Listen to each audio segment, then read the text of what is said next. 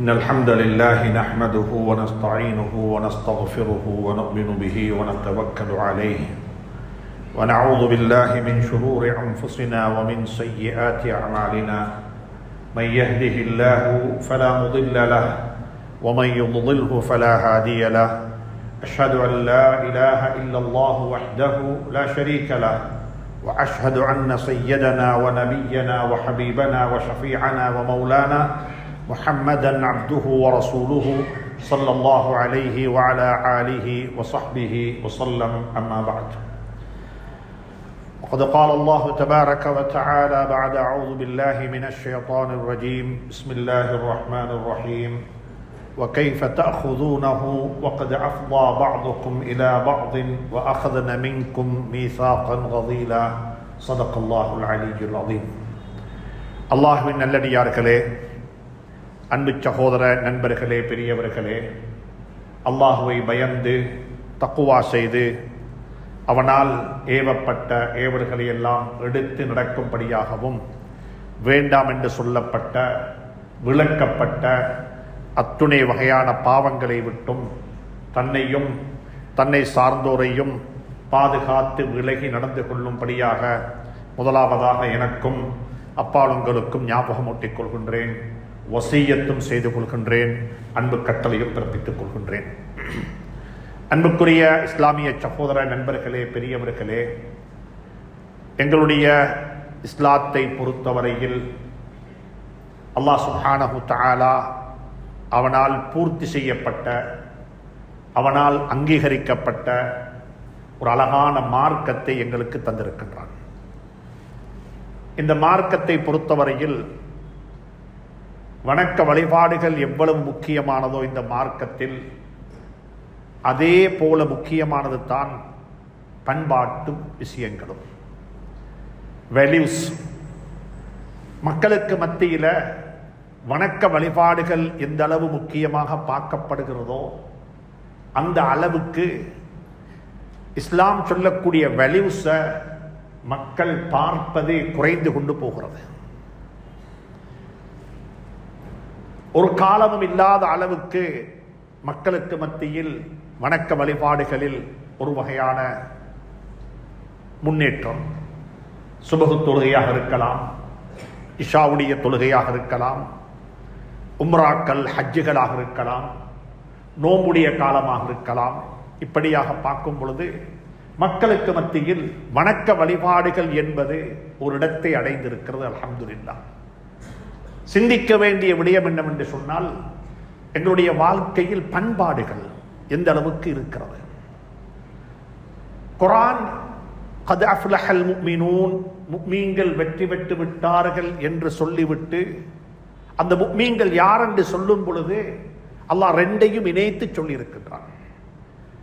அல்லதீனஹும் ஃபீ ஸலாத்திஹிம் ஹாஷிஊன். முதலாவது அல்லாஹ் சொல்லுகிறான், அவர்கள் தொழுகையின் உள்ளச்சம் இறையச்சம் உள்ள மக்களாக இருப்பார்கள் என்று சொல்லிவிட்டு அடுத்ததாக அல்லாஹ் சொல்லுகின்றான் பண்பாட்டை பற்றி.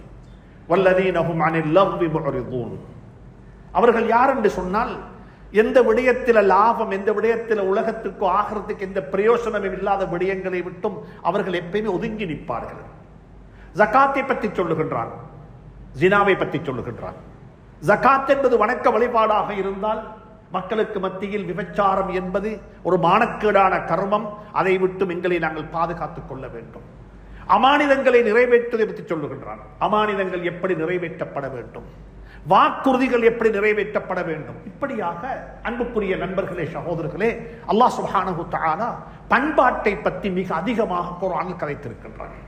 நாங்கள் எல்லாரும் யோசிக்க வேண்டும். ஹஜ்ரத் ரசூலுல்லாஹி ஸல்லல்லாஹு அலைஹி வஸல்லம் அவர்கள் 21 வருஷம் முயற்சிக்கு பிறகு மக்கா முக்கர்ரமாவுடைய காபத்துல்லாவை கைப்பற்றுகின்றார்கள். காபா, மக்கா, மதீனா, இந்த உலகம் ஹஜ்ரத் ரசூலுல்லாஹி ஸல்லல்லாஹு அலைஹி ஆட்சியின் கீழ் வந்து விட்டது. அவர்கள் கையில காபத்துல்லாவுடைய சாவி எடுத்துட்டாங்க. உலகம் அவர்களை அங்கீகரித்து விட்டது. இந்த சந்தர்ப்பத்தில் கூட அல்லாஹ் சுப்ஹானஹு தஆலா இறக்கின குர்ஆன் ஆயத்து இருக்கிறதே, ஒரு ஆச்சரியமான குர்ஆன் ஆயத்து. வெற்றி எப்படி கொண்டாடப்பட வேண்டும், உங்களுக்கு கிடைக்க வேண்டிய ஒன்று கிடைத்து விட்டது, இப்ப என்ன செய்ய வேண்டும்? சுப்ஹானல்லாஹ். மக்காவுடைய வெற்றிக்கு பிறகு இறங்கின முதலாவது ஆயத்து என்ன தெரியுமா? ரெண்டு விஷயம் தான். அல்லாஹ் சுப்ஹானஹு வ தஆலா சொன்னான், ஹஜ்ரத் ரசூலுல்லாஹி ஸல்லல்லாஹு அலைஹி வஸல்லம் அவர்களை பார்த்து, இன்னல்லாஹ யஅமுருக்கும் அன் துஅத்துல் அமானாத்தி இலா அஹ்லிஹா, அமானிதங்கள் நிறைவேற்றப்பட வேண்டும். காபத்துல்லாவுடைய சாவியை யாருடைய கையிலிருந்து நீங்க எடுத்தீங்களோ அவர்களுடைய கையில் அந்த சாவியை திருப்பி கொடுத்துடுவோம். அது உங்களுக்கு உங்களோட வீட்டோ பவரை பாவிச்சு அதை உங்களுக்கு வச்சுக்கொள்ள முடியாது. அதை திருப்பி கொடுத்து விடுங்கள். இன்னல்லாஹ யஅமுருக்கும் அன் துஅத்துல் அமானாத்தி இலா அஹ்லிஹா. இரண்டாவது அல்லாஹ் சொன்னான், வஇதா ஹக்கம்தும் பைனன் நாஸி அன் தஹ்குமு பில் அத்ல். மக்களுக்கு மத்தியில தீர்ப்பு சொல்ல வேண்டி வரும் உங்களுக்கு. நீங்க ஒரு நீதி அரசராக, நீங்க ஒரு ஜட்ஜாக இருந்து மக்களுக்கு மத்தியில தீர்ப்பு சொல்ல வேண்டி வரும். அந்த நேரத்தில் உங்களோட குடும்பம், உங்களுக்கு சப்போர்ட் பண்ணினவங்க, உங்களுக்கு தெரிந்தவர்கள் என்று பலரும் வரலாம். அனைவருக்கு மத்தியிலும் நீங்க நீதமாக நடந்து கொள்ள வேண்டும். சுப்ஹானல்லாஹ். மக்காவுடைய வெற்றிக்கு பிறகு இறங்கின முதல் ஆயத்தில் தான். அன்புக்குரிய நண்பர்களே, சகோதரர்களே, நாங்க கொஞ்சம் யோசிக்க வேண்டும். ஒவ்வொருத்தரும் யோசிங்கோ, எங்கட வாழ்க்கையில் இந்த விளிம்பியங்கள் எங்க இருக்கு, இந்த வேல்யூஸ் எங்க இருக்கிறது? அதுல மிக முக்கியமான ஒன்றுதான் வாக்குகள் நிறைவேற்றப்பட வேண்டும். வாக்குறுதிகளை நாங்கள் அள்ளி கொட்டுகின்றோம், ப்ராமிஸ சொல்லுகின்றோம், ஆனா ப்ராமிஸ ஃபுல்ஃபில் பண்றோமா? வாழ்க்கையில வாக்குறுதிகளை நிறைவேற்றுகின்றோமா? குர்ஆன் சொல்லுகிறது, வஅஃபு பில் அஹ்த், நீங்க கொடுத்த வாக்கை நிறைவேற்றுங்கள். நாளை கியாமத்தில் இன்னல் அஹ்த கான மஸ்ஊலா, நீங்க கொடுத்த வாக்குறுதிகளை பற்றி விசாரிக்கப்படுவீர்கள். எதை செய்ய முடியாதோ அதை வாக்களிக்க வேணும். எது வாக்களித்தீர்களோ அதை செய்து முடித்து விடுங்கள். மறுவ சொல்லுகின்றான் சூரத்துல் அல்லாஹ் சுப்ஹானஹு, இன்னல்லாஹ லா யுஹிப்புல் ஹாயினீன், வாக்களித்து விட்டு வாக்கு மீறக்கூடியவர்களை அல்லாஹ் ஒருபோதும் நேசிக்க மாட்டான். வாக்களித்தீர்களா, வாக்கை நிறைவேற்றுங்கள். வாக்குல மோசடி செய்ய வேண்டாம். மீண்டும் குர்ஆன் சொல்லுகிறது, பலா மன் அவுஃபா பிஅஹ்திஹி வத்தகா ஃபஇன்னல்லாஹ யுஹிப்புல் முத்தகீன். முத்தகீன்களுக்கு அடையாளம் வாக்கை நிறைவேற்றுவார்கள். நீங்க தக்வாதாரி என்பதற்கு தஹஜ்ஜத் அடையாளம் என்று குர்ஆன் சொல்ல இல்ல. உங்களோட தொழுகையை அடையாளமாக குர்ஆன் இன்னொரு சொல்லி இருக்கிறது. குர்ஆன் இங்க சொல்லுகிற சூரா ஆல இம்ரான்ல சொல்லுகிறது, நீங்க ஒரு தக்வாதாரி, ஒரு முத்தகி, அல்லாஹ்வுடைய நெருக்கத்தை பெற்றவர் என்பதற்கு அடையாளம் என்ன தெரியுமா? நீங்க கொடுத்த வாக்கை நிறைவேற்றுவீர்கள். பலா மன் அவுஃபா பிஅஹ்திஹி வத்தகா ஃபஇன்னல்லாஹ யுஹிப்புல் முத்தகீன். சொல்லிவிட்டு அடுத்த ஆயத்தில் சொல்லுகின்றான், யாரெல்லாம் வாக்கு மீறுகிறார்களோ, நான் நினைக்கிறேன் ஒவ்வொரு வியாபாரியும் இந்த ஆயத்தை தான் தந்த கடையில தொங்க விட வேண்டும். ஒவ்வொரு பிசினஸ் மேனும் இந்த ஆயத்தில் நான் இப்போ ஓதக்கூடிய சூரா ஆல இம்ரானுடைய 77வது ஆயத்து, இந்த ஆயத்தை எடுத்து தொட்டுங்கோ கடையில. இந்த ஆயத்தை தான் தொங்கோணும். நாங்க எல்லாரும் தொங்க வச்சிருக்கிறது ذَلِكَ فَضْلُ اللَّهِ يُؤْتِيهِ مَن يَشَاءُ مَا شَاءَ اللَّهُ என்று சொல்லி எங்களுடைய இஸ்லாத்தை மாஷா அல்லாஹ்வினூடாக, எங்களுடைய இஸ்லாத்தை அல்லாஹ்வுடைய அருள் என்ற ذَلِكَ فَضْلُ اللَّهِ என்ற ஆயத்தை கொண்டு அறிமுகப்படுத்தி இருக்கின்றோம். ஆனால் நாங்கள் எங்களுடைய இஸ்லாத்தை அறிமுகப்படுத்த வேண்டும். எப்படி அறிமுகப்படுத்துவோம்?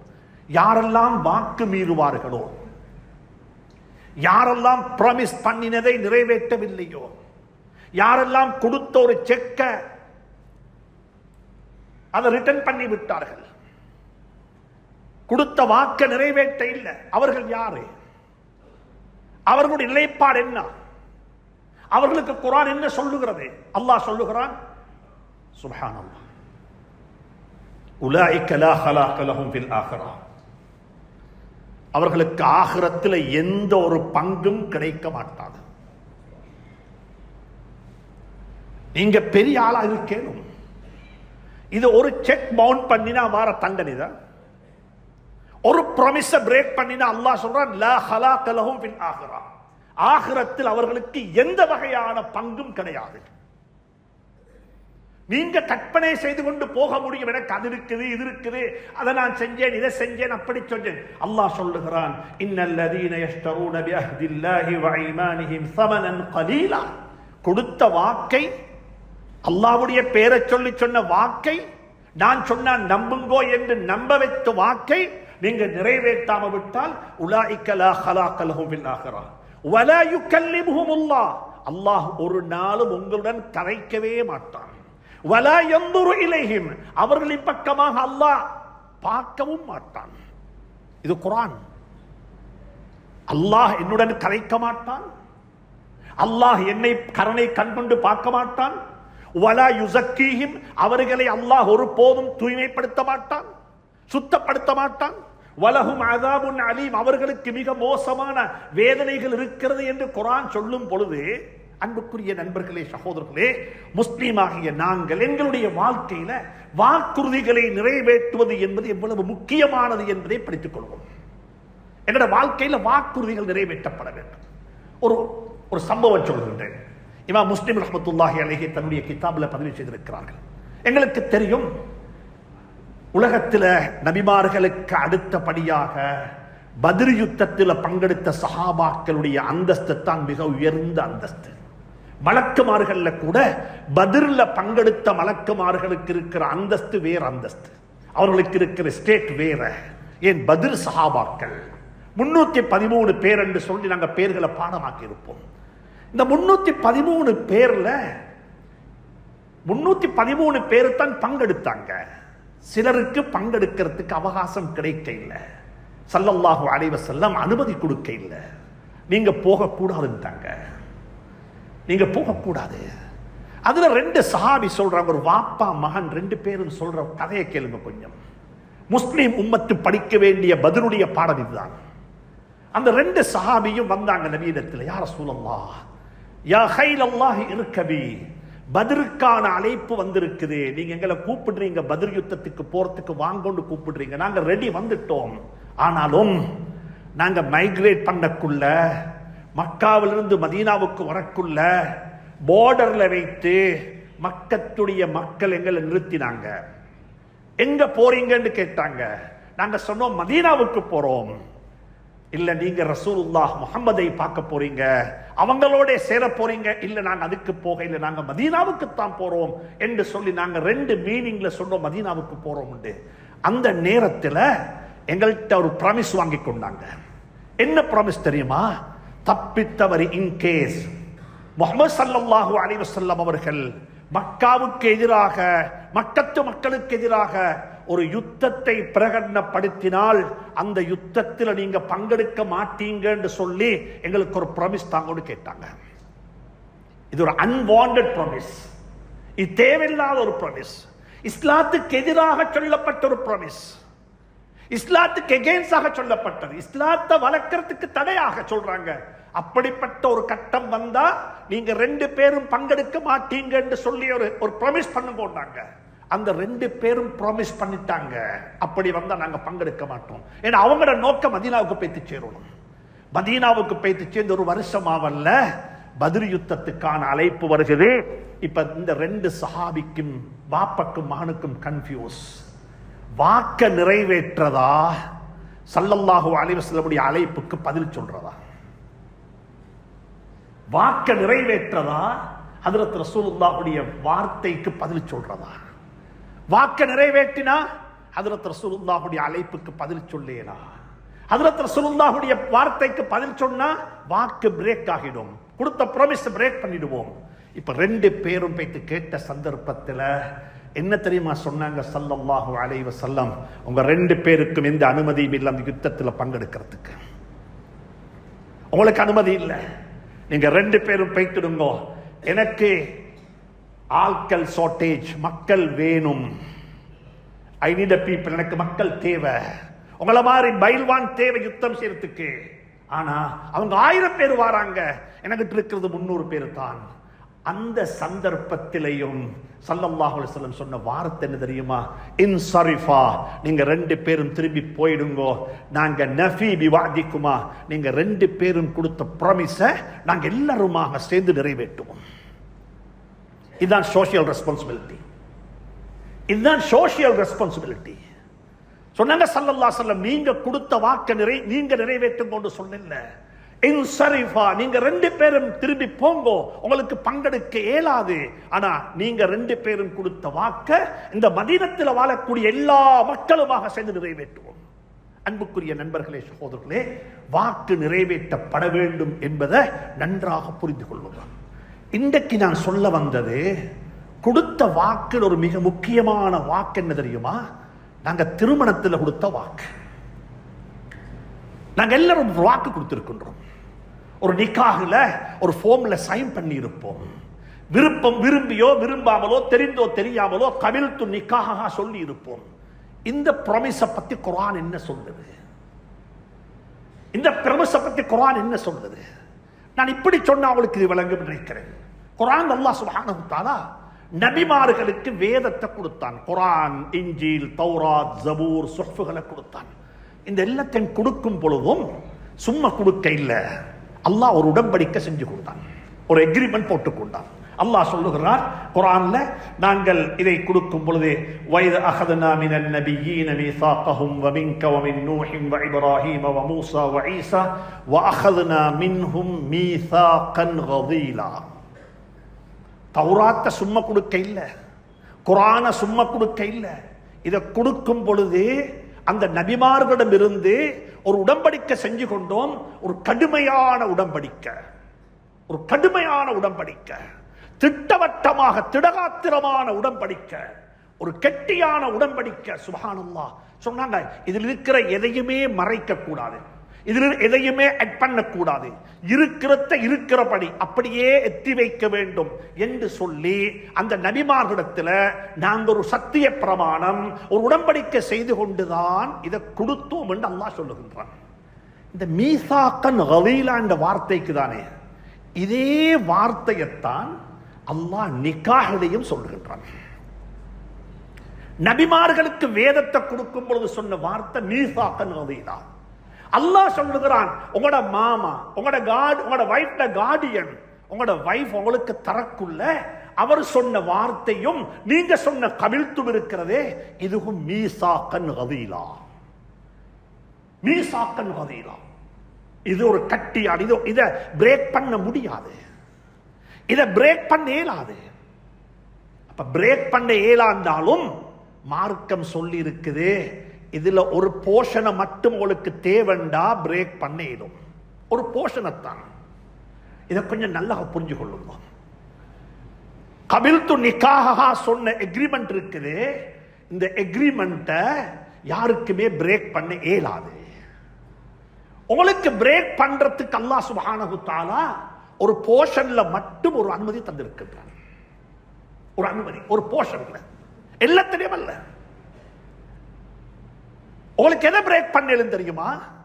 உங்களோட வைஃப் உங்களுக்கு வேணும்டா டிவோர்ஸ் பண்ண ஏலும், வைஃப்ட குடும்பத்தை டிவோர்ஸ் பண்ணேலா. அந்த ரிலேஷன்ஷிப்பால உருவான புள்ளைய டிவோர்ஸ் பண்ணேலா.